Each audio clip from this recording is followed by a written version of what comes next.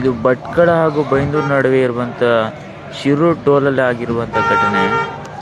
Toll ವಿಷಯಕ್ಕೆ ಸಂಬಂಧಪಟ್ಟಂತೆ driver ಸ್ವಲ್ಪ ಸಿಟ್ಟಿಗೆದ್ಬಿಟ್ಟು ರಾಡ್ ತಗೊಂಡು ಬಂದು ಹೊಡಿಲಿಕ್ಕೇನೋ ಟ್ರೈ ಮಾಡಿದ್ದಾನೆ ಅಂತ ಹೇಳ್ಕೊಂಡು ತಿಳಿದು ಬಂತು.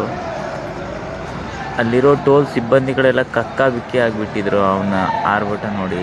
ಅವನು ಡ್ರೈವರು ಮತ್ತು ಕ್ಲೀನರು ಇಬ್ಬರೇ ಇರೋದು. ಬಟ್ ಟೋಲ್ದಲ್ಲಿ ಒಂದು 15 ಜನ ಇದ್ದರು. ಡ್ರೈವರ್ದು ಟೀ ಶರ್ಟು ಹಿಂದ್ಗಡೆ ಹರಿದೋಗಿತ್ತು. ಆ ಗಾಡಿ ಹೆಚ್ಚಾಗಿ ರಾಯಚೂರ್ದು ಅನಿಸುತ್ತೆ.